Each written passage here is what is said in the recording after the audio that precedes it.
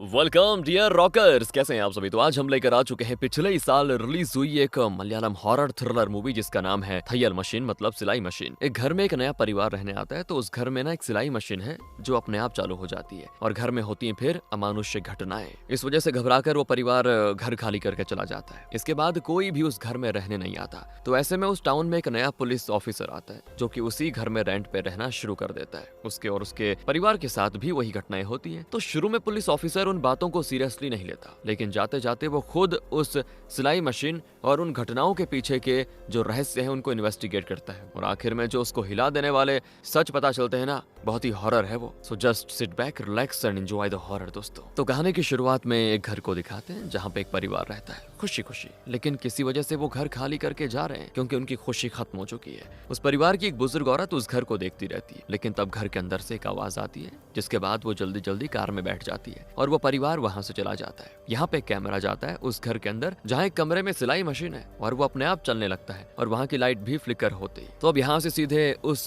Town के police station को दिखाते हैं। वहाँ नशीले पदार्थ बेचने के जुर्म में 3 लोगों को पुलिस ने पकड़ के रखा हुआ है। उनसे पूछताछ कर रहा होता है इंस्पेक्टर शिवा, जो कि इस कहानी का हीरो है। वो पूछता है कि तुम्हें नशीले पदार्थ कौन सप्लाई करता है और इसे बेचकर तुम्हें कितना मिल जाता है, बताओ। तो वो लोग कहते हैं कि सर बस आने जाने का खर्चा, पेट्रोल और हमारे अपने इस्तेमाल के लिए थोड़ा मिल जाता है हमको, और ज्यादा कुछ नहीं मिलता। अच्छा, वैसे तुम्हें माल देता कौन है? सर कोई देता नहीं है, हम पैसों का इंतजाम करके ऑर्डर देते हैं। सप्लायर 4 या 5 पैकेट सप्लाई करता है, हम उन 4 पैकेट्स को 10 पैकेट्स में कन्वर्ट करके अपना मुनाफा कमा लेते हैं। तो एक पुलिस ऑफिसर कहता है कि सर इनके मुंह से कभी सच नहीं निकलता, इन्हें मत छोड़ना आप। पर शिवा उनसे कहता है कि तुम लोग गलत काम कर रहे हो, आइंदा ये काम मत करना। देखो कोई मतलब नहीं है ये काम करने का, और कोई धंधा कर लो, उसी में गुजारा करो, समझे, वरना दोबारा पुलिस के हाथ लगे तो पूरी जिंदगी बर्बाद हो जाएगी। शिवा फिर दूसरे ऑफिसर से कहता है इन तीनों को छोड़ दो, कोई केस मत करना। और तब उन आदमियों में से एक कहता है कि सर अगर आपने हमें लाठी मारी होती और धमका कर छोड़ा होता तो हम दोबारा यही काम करते, लेकिन आपने हमें एक और मौका दिया,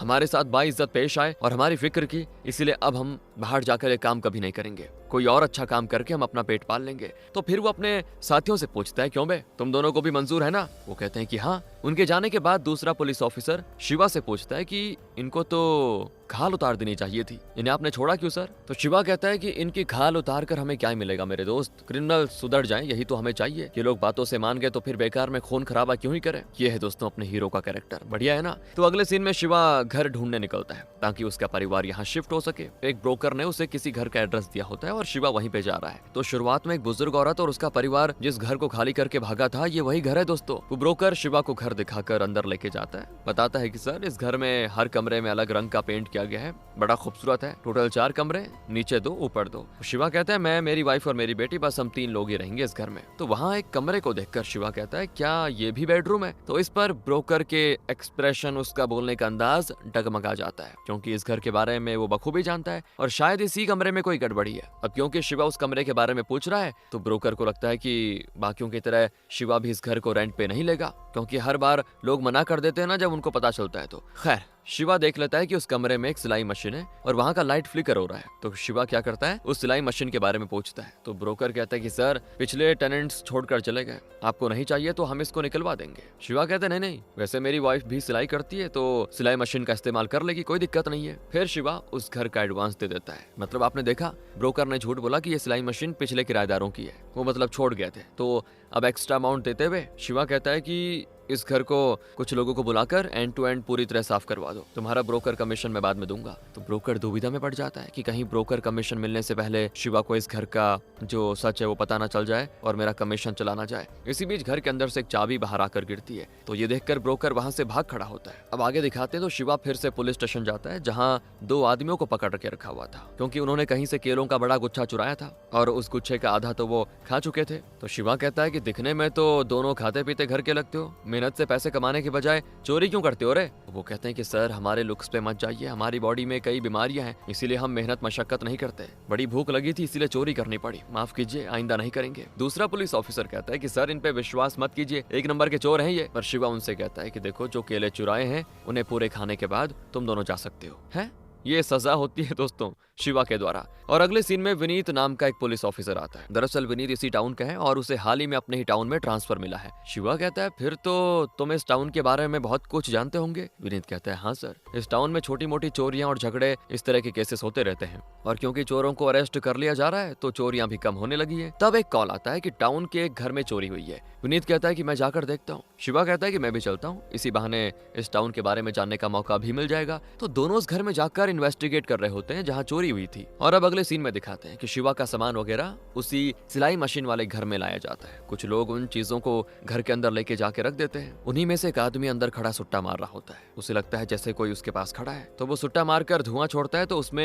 एक औरत का रूप दिखता है दोस्तों, और वो घबराकर सीधे बाहर। उसका साथी पूछता है क्या हो गया भाई। वो खुद अंदर जाता है तो देखता है कि उस कमरे में सिलाई मशीन अपने आप चल रही है और दोनों डर के मारे वहां से भाग खड़े होते हैं। तब ब्रोकर आता है लेकिन घर से एक बच्ची की आवाज आती है जिसको सुनकर वो भी भाग जाता है। और यहाँ पर हमें दिखाते हैं कि उस घर में एक औरत सिलाई मशीन में काम कर रही है और उसके पास उसकी बेटी बॉल से खेल रही है। अगले सीन में शिवा और विनीत अपनी इन्वेस्टिगेशन करके लौट रहे होते हैं तो रास्ते में एक जगह वो रुककर स्मोक करते हैं। शिवा विनीत से कहता है कि उस घर में जो चोरी हुई है उसके बारे में तुम्हारी क्या राय है। तो विनीत कहता है कि सर ये चोरी जरूर किसी बाहर वाले ने की होगी, इस टाउन का कोई ये चोरी कर ही नहीं सकता। अच्छा तुम ये कैसे कह सकते हो विनीत। सर बात यह है कि चोरों ने ग्रिल वगैरह को मरोड़ कर अंदर घुसकर चोरी की है। इस टाउन के चोर जानते हैं कि जरा से भी आवाज आई तो लोग इकट्ठा हो जाएंगे और उनकी चोरी पकड़ी जाएगी, इसीलिए इस टाउन के लोग ऐसा रिस्क कभी नहीं लेंगे। इसलिए मुझे यकीन है कि टाउन के बाहर से कोई आया और पक्की प्लानिंग करके आया, तभी उसने चोरी की। इतने में सामने से दो आदमी आ जाते हैं जिनके पास कुदाल वगैरह होती है। उनको देखकर विनीत को लगता है कि ये लोग इस टाउन के नहीं है। वो उनसे पूछताछ करता है तो वो लोग बताते हैं कि बस यहाँ पे काम करने आए हैं। शिवा कहता है ठीक है, सिर्फ अपना काम करो और चलते बनो।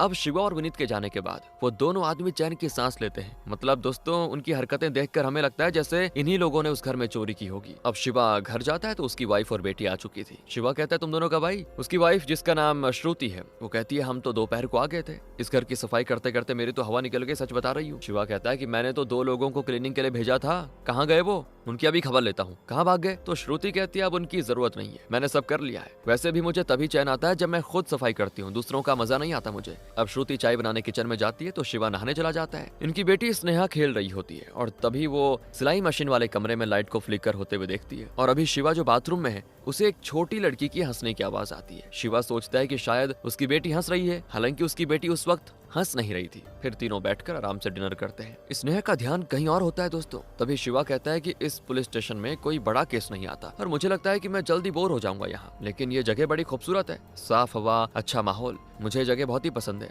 श्रुति कहती है वैसे भी तुम्हारी ईमानदारी के लिए सरकार तुम्हें जल्दी से कहीं और ट्रांसफर कर देगी, जैसा कि अभी तक होता हुआ आया है, हर बार ऐसा ही होता है, इसलिए ट्रांसफर होने से पहले हमें इस खूबसूरत जगह में थोड़ा घूम फिर लेना चाहिए। शिवा कहता है हाँ क्यों नहीं। तो वो स्नेहा से कहता है कि तुम खाना क्यों नहीं खा रही। तब जाकर वो खाना खाती है। दरअसल उसने उस सिलाई मशीन वाले कमरे में एक छोटी लड़की को देखा था, इसीलिए वो सोच में पड़ी है कि वो लड़की कौन होगी। फिर शिवा अपने परिवार को लेकर यहाँ के सारे टूरिस्ट स्पॉट्स में घुमाता है। सब बहुत ही एंजॉय करते हैं और अगले सीन में शिवा ड्यूटी के लिए निकलता है तो स्नेहा कहती है कि पापा मुझे एक बॉल ला दो ना। शिवा कहता है वैसे तो तुम बॉल से कभी खेलती नहीं, अब क्या हो गया। तो स्नेहा कहती है मुझे एक फ्रेंड मिली है, उसी के साथ खेलूंगी। शिवा कहता है ठीक है, शाम को बॉल लेता आऊंगा। कहकर शिवा पुलिस स्टेशन जाता है दोस्तों, जहाँ विनीत दो लोगों को बहुत डांट रहा होता है और ये वही लोग हैं जो कुदाल लेके जा रहे थे उस समय, और शिवा और विनीत ने उनसे पूछताछ भी की थी। दरअसल उन दोनों ने शिवा के घर में चोरी करने की कोशिश की थी। शिवा उनको धमकाता है तो वो कबूल कर लेते हैं कि वो चोर है, लेकिन सर हमें पता नहीं था कि वो आपका घर है, वरना हम वहाँ कभी हाथ मारने की सोचते भी नहीं।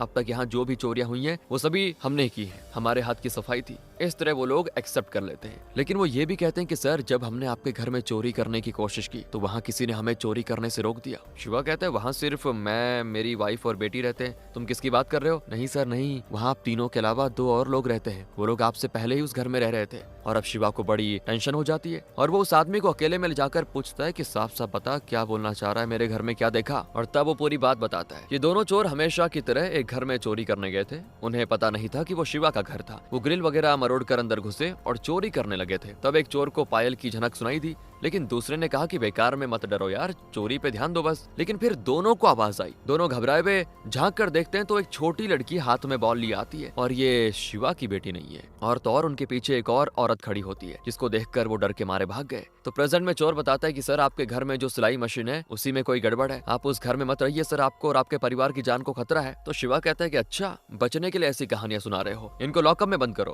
पर वो चोर कहता है कि सर मैंने आपको पहले भी देखा है। अरे बस करो यार तुम लोग, तुम्हारा बहुत नाटक हो गया, अंदर बंद करो इसको। लेकिन तब शिवा को याद आता है कि जब वो ब्रोकर उसे घर दिखाने लेकर गया था तो उस सिलाई मशीन वाले कमरे में लाइट फ्लिकर हो रहा था। और तो और जब वो उस दिन नहा रहा था तो एक छोटी बच्ची के हंसने की आवाज आई। इतना ही नहीं, स्नेहा ने शिवा से कहा भी था कि मुझे एक बॉल ला के देना क्योंकि मुझे नई फ्रेंड मिली है, मैं उसके साथ खेलूंगी। ये सारी बातें अब शिवा के दिमाग में घर बना रही थी। इसलिए शिवा को शक हो रहा था कि कहीं ये चोर सच तो नहीं कह रहे, कहीं मेरे घर में वाकई में कोई अदृश्य चीज तो नहीं है। उसी शाम शिवा स्नेहा के लिए बॉल खरीद के लेके जाता है। उसे बड़ी खुशी होती है, लेकिन बॉल में हवा नहीं होती। शिवा नहाने जाता है तो उसके साबुन में लंबे बाल चिपके होते हैं। शिवा श्रुति से पूछता है कि साबुन इस्तेमाल करने के बाद तुमने उसमें से बाल क्यों नहीं निकाले अपने? तो श्रुति कहती मैंने तुम्हारा साबुन थोड़ी इस्तेमाल किया जो मेरे बाल उसमें होंगे, मेरा साबुन तो अलग है। पर जब शिवा नहा रहा होता है तो ड्रेन होल से लंबे बाल निकल रहे होते हैं, लेकिन फिर झट से गायब हो जाते हैं। दोस्तों, शिवा इस बात को नहीं देखता। वैसे नहाने के बाद वो स्नेहा के बॉल में हवा भर रहा होता है और तब उसकी स्नेहा सिलाई मशीन वाले कमरे के अंदर झांक कर कह रही होती है, तुम जरा वेट करो,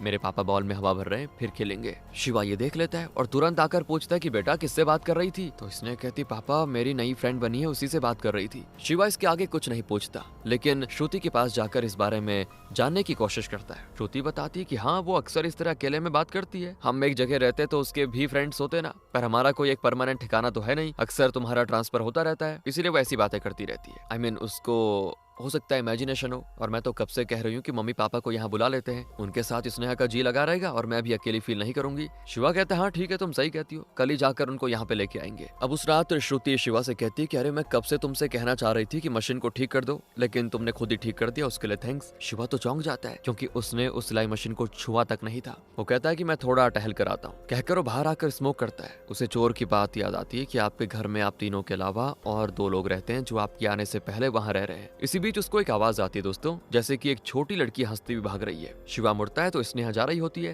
तो शिवा उसके पीछे जाकर सिलाई मशीन वाले कमरे में पहुंच जाता है तो देखता है कि श्रुति सिलाई कर रही है और स्नेहा उसके पास खड़ी है। तब जाकर शिवा को चैन आता है कि चलो स्नेहा यहाँ श्रुति के साथ है। शिवा वापस बेडरूम में सोने जाता है तो उसे लगता है शॉक, क्योंकि बेडरूम में श्रुति और स्नेहा गहरी नींद में सो रही होती है। तो वो घबराकर वापस उसी सिलाई मशीन वाले कमरे में जाकर देखता है तो वहाँ पे एक औरत और एक बच्ची बैठी होती है। वो औरत शिवा से पूछती है क्या हुआ शिवा? शिवा की जान निकल जाती है दोस्तों। उसके बाद क्या हुआ उसे कुछ याद नहीं होता, और अगली सुबह जब उसकी नींद खुलती है तो श्रुति पूछती है कल तुम्हें क्या हो गया था, तुम दूसरे कमरे में सोए थे और सवेरे उठकर यहाँ आकर सो गए। पर शिवा को कुछ याद ही नहीं होता। श्रुति पूछती है क्या तुमने फिर से शराब पीना शुरू कर दिया? लेकिन शिवा ड्यूटी के लिए तैयार होता है, उसके सवाल का जवाब नहीं देता। पर उसे कई सवाल खाए जा रहे थे कि कल रात सिलाई मशीन वाले कमरे में मैंने जिस औरत और बच्चे को देखा वो कौन था, क्या वो सच था या फिर मेरा वहम? वो विनीत से कहता है कि शायद उस चोर की बात सच है, कल रात मैंने अपने घर में एक औरत और बच्ची को देखा था, लेकिन मैं बहुत ही कंफ्यूज्ड हूँ। तुम तो इसी टाउन के हो ना, तुम्हें इस घर के बारे में कुछ पता है तो बताओ, इसके पहले जो किराएदार थे उनके बारे में। तो विनीत कहता है कि उतनी डिटेल्स तो मैं नहीं जानता सर, लेकिन मेरे पिताजी हमेशा से इसी टाउन में रहे हैं, वो जरूर जानते होंगे। और अगले सीन में शिवा और विनीत सीधे विनीत के घर पे उसके पिताजी से मिलने के लिए जाते हैं। शिवा उन्हें बताता है कि देखो मैं उस घर को खरीदना चाहता हूँ, लेकिन खरीदने से पहले मैं उसके बारे में जानना चाहता हूँ, कहीं वहाँ कुछ गड़बड़ तो नहीं है। तो पिताजी कहते हैं कि पहले वहाँ एक प्रॉब्लम थी जरूर, लेकिन मुझे नहीं पता कि अब वहाँ ऐसी कोई प्रॉब्लम है या नहीं। ये कहकर वो उस घर का फ्लैशबैक बताते हैं। दरअसल उस घर में एक माँ और बेटी रहा करती थी, लेकिन किसी ने बहुत ही घिनौने तरीके से उन दोनों का कत्ल कर दिया। उस वक्त विनीत किसी कैंप में गया हुआ था और तभी कुछ चोर उस घर में घुसे, लेकिन चोरी करने के साथ साथ उन्होंने माँ बेटी का कत्ल भी कर दिया। और तो और किसी को भी पता नहीं चला कि उनका कत्ल हो गया है। कई दिनों के बाद लोगों को पता चला और जब उन्होंने घर में जाकर देखा तो माँ और बेटी की लाशें सड़ी भी पड़ी थी और उनमें से कीड़े निकल रहे थे। उस बात को आज भी सोचता हूँ तो कांप उठता हूँ। उस घटना के बाद उस घर की पूरी सफाई हुई और उस घर को बहुत ही बढ़िया तरीके से तैयार कर दिया गया था, लेकिन 2 साल तक उस घर में कोई रहने नहीं आया। उसके बाद हाँ, एक परिवार वहाँ पे रहने आया लेकिन वो बहुत दिन उस घर में नहीं रहे और घर खाली करके चले गए। शायद आसपास के लोगों ने कुछ न कुछ बता दिया होगा। ये सुनने के बाद शिवा कहता है कि मुझे तो ये कही सुनी बातें लग रही है। तो वो पिताजी कहते हैं कि बेटा, बिना आग के धुआं नहीं उठता, जरूर लोगों की बातों में कुछ न कुछ तो सच्चाई होगी। ऐसी अफवाहें फैलाने से लोगों का क्या ही फायदा होगा। मैं तो बस इतना ही जानता हूँ, लेकिन अगर तुम्हें और डिटेल्स चाहिए तो चर्च के पादरी से पूछो, वो जरूर जानते होंगे। तो शिवा और विनीत वहां से निकल जाते हैं। यहाँ श्रुति घर की सफाई करती है तो सिलाई मशीन के चलने की आवाज सुनकर वो तुरंत उस कमरे में जाती है और वहाँ मशीन अपने आप चल रही होती है। श्रुति उसके पहिए को रोकने की कोशिश करती है, लेकिन उसे शॉक लग जाता है। तब एक बॉल लुढ़क कर आता है। श्रुति देखती है कि वहाँ पे एक छोटी लड़की है। वो श्रुति के शरीर में घुसकर उसके पार निकल जाती है और उस पल में श्रुति समझ जाती है कि यहाँ इनके अलावा कुछ अदृश्य चीजें भी हैं। दूसरी ओर शिवा चर्च के पादरी से मिलने जाता है। उसके कुछ पूछने से पहले ही वो पादरी खुद पूछ लेता है कि अच्छा, तो तुम ही हो उस घर के नए किराएदार, तुम्हें कोई वहाँ तकलीफ तो नहीं? शिवा कहता है तकलीफ तो नहीं है फादर, लेकिन मुझे एक अजीब सपना आया। और तब पादरी शिवा का हाथ पकड़कर कुछ सेंस करने की कोशिश करता है कि शिवा को उस घर में किस तरह का एक्सपीरियंस हुआ होगा और क्या उसको दिखा वहाँ पे। फिर वो कहता है कि मैंने उस घर के ओनर को कितनी बार कहा कि उस सिलाई मशीन को घर से निकाल दो, उसे बाहर किए बगैर ना तो घर को रेंट पे दो और ना ही उसे बेचो, मैंने कहा उसको, लेकिन इसके बावजूद उसने वो सिलाई मशीन वहीं पे रखी और घर को भाड़े पे दे दिया। वैसे फादर, उस सिलाई मशीन में प्रॉब्लम क्या है? सिलाई मशीन में कोई प्रॉब्लम नहीं है शिवा, लेकिन उस माँ और बेटी के मरने के बाद उस घर में अमानुष्य घटनाएं होने लगी, जिनकी वजह से जो भी वहाँ पे रहने आता कुछ ही दिनों में घर छोड़कर चला जाता। हमें लगा कि जरूर उस सिलाई मशीन में उस माँ और बेटी की आत्मा है, इसीलिए हमने उस ओनर से कहा कि सिलाई मशीन को निकाल दे। तुमसे पहले जो लोग उस घर में रहे ना, बिल्कुल वही सब एक्सपीरियंस कर चुके हैं जो तुम कर रहे हो। इसका एक ही सोल्यूशन है, तुम रातों रात उस सिलाई मशीन को घर से बाहर निकाल दो और कहीं ले जाकर डिस्पोज कर दो। अब उस रात शिवा विनीत को अपने घर बुलाता है और श्रुति और स्नेहा के सो जाने के बाद दोनों उस सिलाई मशीन को बाहर निकालने लग जाते हैं। पर वो एक नॉर्मल सिलाई मशीन से कई ज्यादा भारी होती है। वो कुछ देर आराम करते हैं, लेकिन फिर देखते हैं कि जिस सिलाई मशीन को बाहर लेकर आए थे वो वहाँ पे नहीं है, बल्कि वो वापस घर के अंदर आ चुका है और खुद से चल भी रहा है, मतलब मशीन। विनीत के तो डर के मारे रोंगटे खड़े हो जाते हैं। कहता है कि सर, आप इस घर में एक पल भी मत रहिए, अपने परिवार को लेकर चले जाइए यहाँ से, कहकर वो जान बचाकर भाग जाता है। अब अगले दिन शिवा पादरी से मिलता है और कल रात हुई सारी बातें उसे बताता है। पादरी कहता है कि लगता है मेरा वहाँ आने का वक्त आ चुका है, तुम एक काम करो, अपनी वाइफ और बेटी के साथ रहो, उन्हें अकेला मत छोड़ो, मैं कुछ चीजों का इंतजाम करके तुम्हारे घर आता हूँ। फिर शिवा उस माँ बेटी के कत्ल का फाइल देखता है और तब उनका कातिल पकड़ा नहीं गया। इसी सिलसिले में वो एक साइकोलॉजी डॉक्टर से मिलता है और कातिल की मेंटालिटी के बारे में जानने की कोशिश करता है। वो बताती है कि कत्ल करने के कई कारण हो सकते हैं। हो सकता है कि चोरी करके बच निकलने की कोशिश में कत्ल किया गया हो, या फिर किसी से प्यार हुआ हो और जब वो प्यार नहीं मिला तो कत्ल कर दिया गया होगा, या फिर किसी तरह के रिवेंज के लिए कत्ल किया गया होगा। बिना किसी इंटेंशन के गलती से भी कत्ल हो जाते हैं। ये कत्ल भी इन्हीं में से किसी वजह से हुआ होगा और क्या पता ऐसा हो कि जो कातिल हो वो हमारे बीच छुप के रह रहा हो, हमारी सोसाइटी में हमारे बीच बिल्कुल नॉर्मल इंसानों की तरह। अब डॉक्टर की सारी बातें शिवा बड़े ध्यान से सुन लेता है और विनीत शिवा के घर जाते हैं। शिवा स्नेहा का बॉल लेकर उसे बाउंस कर रहा होता है, लेकिन हर बाउंस पे दो आवाजें आती हैं। शिवा चौंक जाता है और सिलाई मशीन वाले कमरे में जाकर देखता है तो वहाँ एक बॉल अपने आप ही बाउंस हो रहा होता है। शिवा और विनीत ये देखकर डर जाते हैं और सीधे किचन में जाते हैं। वहाँ श्रुति के अलावा उस औरत की आत्मा भी होती है जो कि एक नॉर्मल इंसान की तरह काम करती हुई दिखती है। शिवा के तो पसीने छोड़ जाते हैं दोस्तों। श्रुति किचन से बाहर आती है और विनीत के हाथ में बंधे धागे को देखकर पूछती है क्या बांध के रखा हुआ है। विनीत घबरा जाता है। श्रुति शिवा से पूछती कि तुमने नहीं बांधा क्या धागा, दिखाओ तो। कहकर वो शिवा का हाथ टच करती है तो उसको जैसे शॉक लग जाता है और वो हो जाती बेहोश। कुछ देर के बाद वो हो जाती नॉर्मल, लेकिन उसे कुछ याद नहीं होता कि कुछ देर पहले क्या हुआ था। श्रुति और स्नेहा को वो आत्मा बहुत डराती है तो शिवा घबराकर तुरंत पादरी को बुला लेता है। पादरी भी आकर अपना कुछ कर्म कांड करता है जिसकी वजह से आत्मा श्रुति के शरीर से बाहर निकल आ जाती है। तो पादरी उससे पूछता है कि मरने के बाद तुम्हें भगवान के पास चले जाना चाहिए था ना, लेकिन तुम यहाँ पे क्यों भटक रही हो? तुम अपनी परेशानी बताओ, हम उसका हल निकालने की कोशिश करेंगे। आत्मा को शांति जरूरी है, इस तरह भटकना गलत बात है। तो वो आत्मा कहती है कि मुझे और मेरी बच्ची को एक दरिंदे ने मार डाला, पर हम नहीं जानती कि वो कौन था। उसे सजा दिए बगैर हमारी आत्मा को शांति कैसे मिलेगी? और फिर फ्लैशबैक में दिखाते हैं कि कत्ल के दिन ये माँ रोज की तरह सिलाई कर रही थी, तब किसी की आहट सुनाई दी। इससे पहले कि वो मुड़कर उस इंसान को देख पाती, मास्क पहना हुआ एक अजनबी उस पर हमला कर देता है। वो उसकी बेटी को भी जान से मार डालता है दोस्तों। मतलब ये माँ और उसकी बेटी नहीं जानती कि उनका कातिल कौन है, इसलिए उसकी आत्मा शांत नहीं हुई और अपने कातिल की तलाश में दोनों आत्माएं इस घर में भटक रही हैं। अब पादरी कहता है कि तुम जिस शरीर में हो वो तुम्हारा नहीं है, तुम उसे छोड़ दो और इस औरत को चैन से जीने दो, तुम्हें जरूर तुम्हारे कातिल का पता चल जाएगा। लेकिन वो आत्मा मानती नहीं। पादरी कोई कर्म कांड करके उस आत्मा को श्रुति के शरीर से निकाल देता है। अब वो आत्मा फिर से उस सिलाई मशीन में चली जाती है और उसे चालू करके सभी को बहुत डराती है। तो पादरी उस कमरे में जाकर आत्मा से फिर बात करने की कोशिश करता है। बहुत मेहनत के बाद वो सिलाई मशीन रुक जाती है। तो पादरी कहता है कि वो आत्मा शांत हो चुकी है, तुम इस सिलाई मशीन को डिस्पोज कर दो। तो विनीत उस मशीन को ले जाकर एक ब्रिज के ऊपर से पानी में गिरा देता है। पादरी अब शिवा से कहता है कि तुमने उस सिलाई मशीन को डिस्पोज तो कर दिया, लेकिन ये जरूरी नहीं कि वो आत्मा फिर नहीं आएगी। इसीलिए एक पुलिस ऑफिसर होने के नाते तुम्हारे ऊपर ये जिम्मेदारी है कि तुम उस औरत के और उसकी बेटी के कातिल को पकड़ो। शिवा कहता है कि मैं जरूर उस कातिल का पता लगाऊंगा। पादरी शिवा को एक और बात भी बताता है कि तुम्हारे साथ जो ऑफिसर विनीत है ना, उसके दोस्त जॉन ने मुझे बताया था कि विनीत का इस घर के साथ गहरा रिश्ता है। वैसे मैं किसी की बातों का यूं ही यकीन नहीं करता, लेकिन फिर भी मुझे लगा कि मुझे ये बात तुम्हें बता देनी चाहिए। तो अब शिवा विनीत के बारे में सोच में पड़ जाता है। एक बार जब शिवा ने विनीत से इस घर के बारे में पूछा था तो उसने कहा था कि मैं कुछ नहीं जानता। अब शिवा ने टाउन में कई लोगों से पूछताछ की थी और सबको इस घर के बारे में कुछ न कुछ पता जरूर था। ऐसे में एक पुलिस ऑफिसर होकर विनीत को कुछ पता नहीं, ऐसा तो हो ही नहीं सकता। मतलब कुछ काला जरूर है। मतलब विनीत इस घर के बारे में जरूर कुछ जानता था लेकिन बता नहीं रहा। ये जानकर शिवा गुस्सा हो जाता है और जब विनीत घर आता है तो शिवा उसे पीटने लगता है और पूछता है कि जरूर कोई बात है जो तुम मुझसे छुपा रहे हो, बताओ क्या है। विनीत से और मार खाई नहीं जाती और वो गिर जाता है। उसके सामने उस माँ और बेटी की आत्माएं खड़ी दिखती है। तब जाकर विनीत अपना मुंह खोलकर सच बताता है कि कुछ साल पहले ये औरत जिसका नाम गायत्री था, वो और उसकी बेटी इस घर में रेंट पे रहने के लिए आई थी। उस वक्त विनीत पुलिस डिपार्टमेंट ज्वाइन करने की कोशिश में लगा हुआ था। तब विनीत और उसके कुछ फ्रेंड्स यहाँ कोई नोटिस बांटने के लिए आए थे। जॉन विनीत का दोस्त था।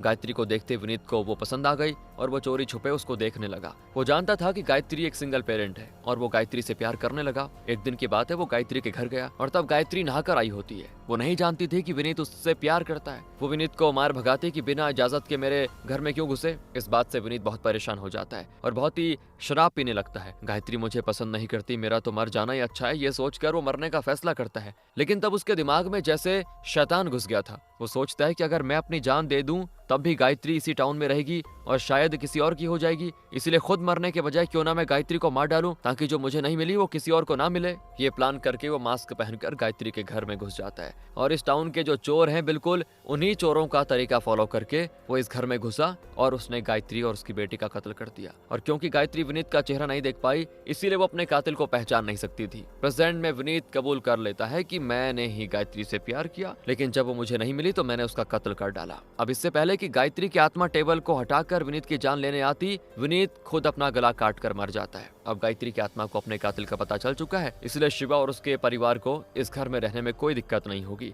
ऐसा सबको लगता है। लेकिन यहाँ पर आता है एक ट्विस्ट। विनीत ने जिस सिलाई मशीन को ब्रिज से पानी में फेंका था वो मशीन उस ब्रिज पर जाते हुए एक ऑटो रिक्शा के पीछे होती है। मतलब गायत्री की आत्मा अभी भी शांत नहीं हुई दोस्तों, और शायद इस मूवी का पार्ट 2 भी आएगा, यही उम्मीद जगाते हुए कहानी खत्म होती है। तो थी ना एक सिंपल हॉरर थ्रिलर, काफी इंटरेस्टिंग थिंग। मिलते हैं आपसे अगली वीडियो में, ध्यान रखेगा अपना। Thanks for watching.